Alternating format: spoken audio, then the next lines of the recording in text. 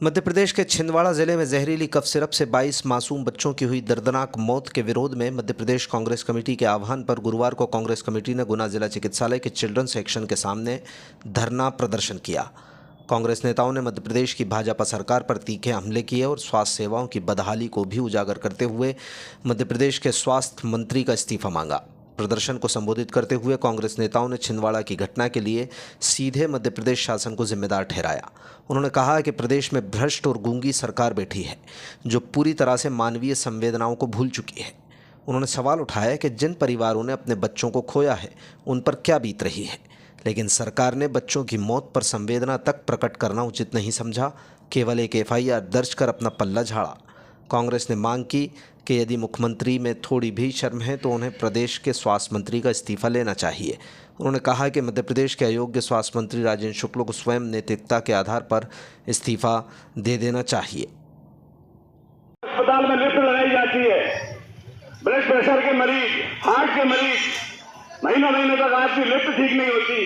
अगर क्या हो रहा है भारतीय जनता पार्टी के शासन में, मैं इस मंच के माध्यम से पूछना चाहता हूं। हमारे क्षेत्र के माननीय विधायक जी, हम उनका अति सम्मान करते हैं, इस तौर पर भी हम उनसे ताल्लुक रखते हैं, लेकिन आपके ऊर्जामयी भाषण निश्चित तौर पर तालियां बजवाते होंगे।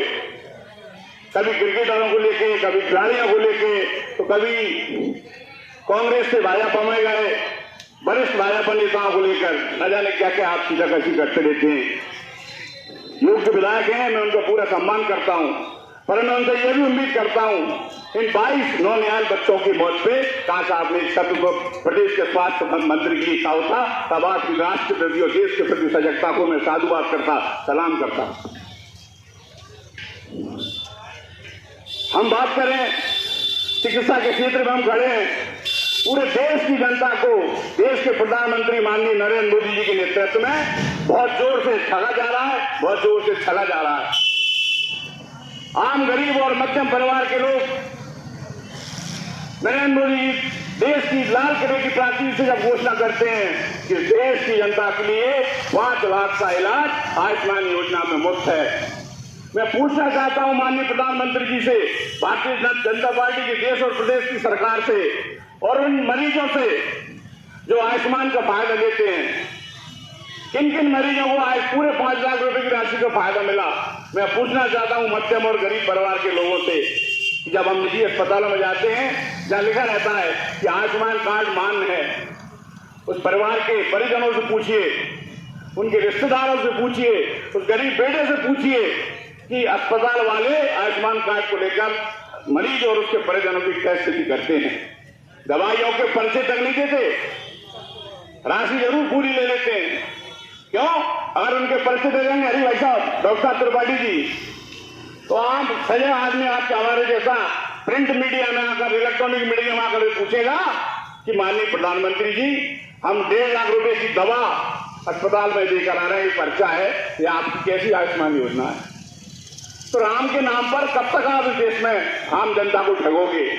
मेरा मंच के माध्यम से कहना है, कांग्रेस पार्टी इसलिए धरना प्रदर्शन नहीं दे रही कि आप हमें सरकार में लाओ। मैं हमेशा एक बात को कहता हूं, कांग्रेस पार्टी जब से बनी है, कांग्रेस एक पार्टी नहीं है, कांग्रेस एक विचारधारा है, कांग्रेस एक आंदोलन है जो आम जन के विकास की बात करता है। देश की आजादी से लेकर आज तक कांग्रेस ने देश को खड़ा किया, उसमें किनका योगदान है ये मीडिया भी जानती है, पूरा देश भी जानता है। सवाल इस बात का है कि मेरी आवाज हमारे मंच पर बैठे राजनीतिक साथियों के अलावा जो लोग सुन रहे हैं, मैं आपसे पूछना चाहता हूं, अस्पताल में जो लोग अपने परिजनों को लेकर आए, मरीजों को लेकर आए, मैं आपसे पूछना चाहता हूं, क्या समय पे आपको सारी चीजें उपलब्ध हो जाती हैं? ये आपके सोचने का विषय है, हमारे सोचने का विषय है। आखिर कहां जाएगा देश? जब देश का निर्वाचन होता है, जब राज्य का निर्वाचन होता है, जब हम सरकार बनाने जाते हैं, तो ये सारे दुख तकलीफ हमें निर्वाचन के समय भी याद रखने चाहिए, ये हमारा कर्तव्य है। आज मुख्य तौर पर जो हमारा बिंदु है, 22 बच्चों की छिंदवाड़ा में मौत हुई है, 2 की बैतूल में हुई है।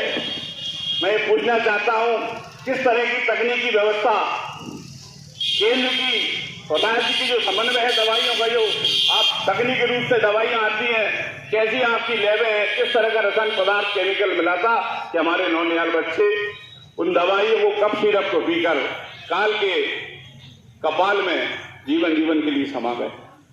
उनसे पूछिए जिन्होंने उन बच्चों को खोया है, उनसे पूछिए जिनकी कोख उछड़ गई, उनसे पूछिए उन बच्चों के भविष्य को लेकर उन्होंने क्या सपने संजो रखे थे। आप केवल एक FIR दर्ज करके अपना पल्ला झाड़ना चाहते हो। मैं प्रदेश के माननीय मुख्यमंत्री जी से कहना चाहता हूं कि अगर थोड़ी बहुत शर्म अगर बची है तो आप सबसे पहले इस्तीफा लीजिए चिकित्सा मंत्री से, सबसे पहले इस्तीफा लीजिए आप प्रदेश के उप मुख्यमंत्री से और इसकी पूरी जांच कराइए। हम राजनीति करने की बात नहीं कर रहे, हम न्याय की बात कर रहे हैं। वे नौनिहाल बच्चे जो पढ़ने लिखने का टकेरा सीखते, स्कूल शिक्षा जाते, खेलने कूदने में अपना नाम करते, आज वे इस दुनिया से ही चले गए। किस वजह से? केवल भारतीय जनता पार्टी की सरकार की घोर लापरवाही की वजह से।